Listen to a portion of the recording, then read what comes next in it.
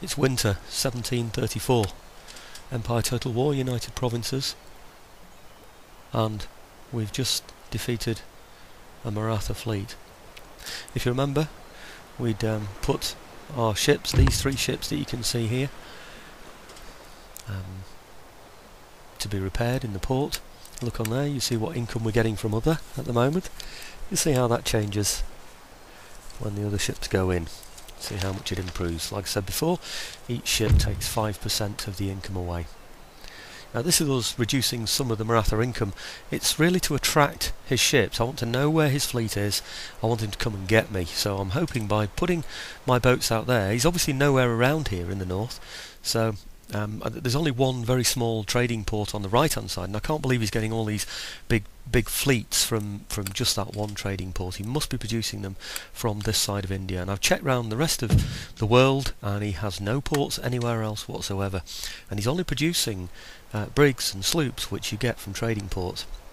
Now here's the fleet that's turned up in the Americas. This is the one that I've been expecting. Now if he has got any other fleets, like I say, then I'm hoping he'll attack me on that one in India. If not, we'll just take some of his money away from him. As you know, I've been acting a bit paranoid about this fleet, expecting it to arrive at any moment, or somewhere where it's going to do me some damage, down in Ceylon or along the Indian coast, or indeed here, of course. Now down in Dutch and French Guiana there are gold mines and silver mines, and it's quite a lucrative territory. I've been a bit wary about developing down there because I'm not very well defended there at all. So what I've done is I've gathered together all those ships that were blockaded. You can see the phase out and the phase in there, to save you watching me move one ship to another, to another, to another, to another, getting them all together into one fleet to be able to attack him. I've still got one that I couldn't move away from the coast. You can see that one will be coming in as a reserve. I've lined them all up as normal, all into one line. The one ship you can see on the right there, right on the bottom on the chart, is the one that comes on as a reinforcement, and that's why it isn't grouped. So we've gone, I try going to the right, try going to the left, try going each way, and he's outmanoeuvring me on all occasions. Now, I'm pretty sure this means, because as I said, his fleet is far superior to mine anyway, that in terms of technology and in terms of numbers, that I think that he must have copper bottoms technology. That's one that I didn't go for because it increases the cost of your ships, and I can't really afford to do that. So it's a technology that I didn't ever go for. The other one I didn't go for as well was the close range grape shot. Because I don't really have that much of a use for that at the moment. So, but anyhow, he really did outmaneuver me. He danced left, right, left, right, left, right, and he turned much quicker than I could. So I ended up not being able to go across his front ship. I've ended up going along the side of all his boats. Now that's fine because I have good boats, but bigger, sort of stronger, more cannons.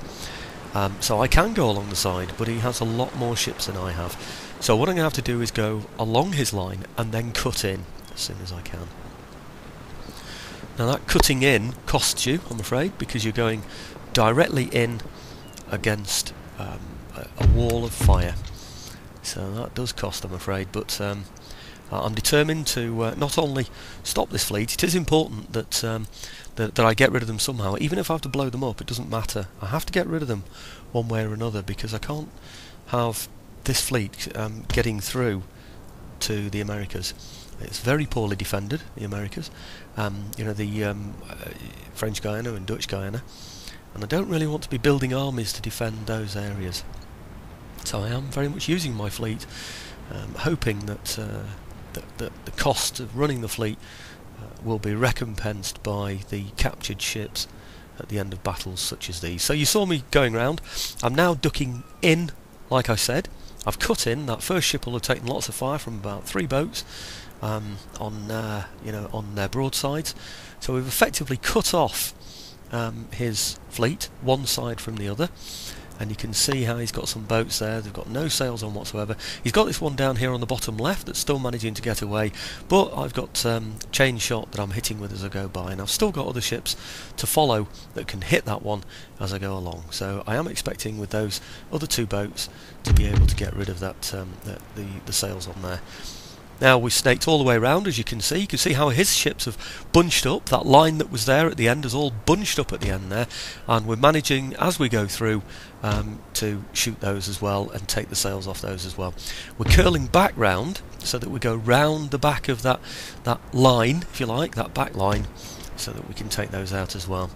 Now in this particular battle I'd changed one of the settings on the game so that you don't see the little round badge at the top telling you if it's Maratha or if it's or if it's United Provinces. You know that little sort of like circle that you get on the top? You see one on the bottom, on the top right there now, that circle there. When you highlight the ship it comes on. Other than that, it doesn't come on at all, so you can't really see it. Now I thought that would make the naval battle look more realistic, but unfortunately it means that your ships are hard to discriminate, and although I thought it'd be a better spectacle for yourselves watching this, I think it just adds to the confusion, I'm afraid. So I hope you can still see the sort of roundness of my formation there. I did it in the previous sea battle as well actually, but that worked okay because there's only a couple of enemy ships and it was all very clear.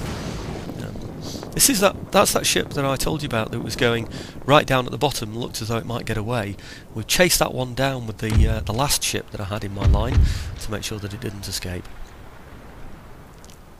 This was almost an hour long, this battle. I think it was certainly more than 45 minutes, so I definitely have had to fade out and fade in at various points so that you're not seeing, you know, the obvious. And that's just the final ship that we caught up with, and you could see how many ships of his we got there, and how well we did. And of course decent prize money from there as well. We've destroyed every single one of them. We did take a big risk on there. I was tempted to go in with cannon because that would stop him being able to hit me and reduce my losses, and also give us more chance of blowing him out of the water. But I need the finances, I'm afraid, so I've had to fight him with chain and grape. Okay, so I faded that out and then in again, of course, because what's happened is, as well as putting all the ships together in order to fight him, I've then pulled all the ships apart and put them right back in their positions so that they're ready for yet another Maratha invasion if there is one. I'm hoping there isn't another one on the way now because we've virtually got the the west coast of India covered. So a quick look over to India and find out what's going on here. You can see how we're raiding his trade route there at the top left. I think I said blockading before, that's wrong.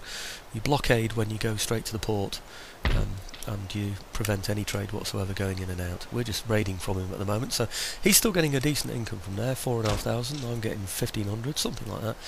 But I need the money, so I need to stop him getting it, but I also need it for myself. Bit of a dilemma here. You can see how he's moved down to this building of mine, this industrial building. I've got to work out how to attack him, if I can attack him. I'm just having a look around there just to see if there are any other fleets around, any other risks.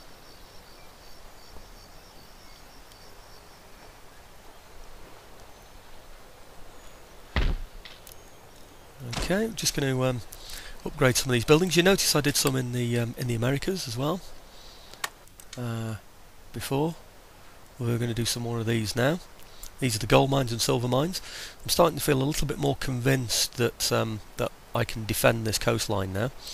So what I'm going to do is upgrade these. I can't rely on capturing ships all the time. I need a steady economy, and my taxes are quite high at the moment, so I need to improve my income from these gold and silver mines.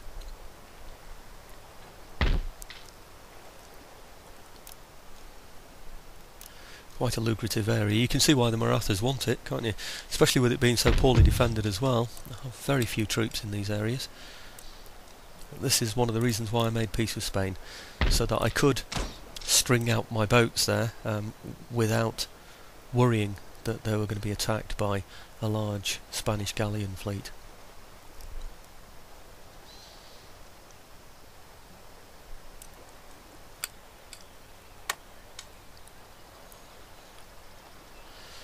Okay, just upgrade anywhere we can in Europe as well. This is so we've got some sustainable wealth, that's the thing.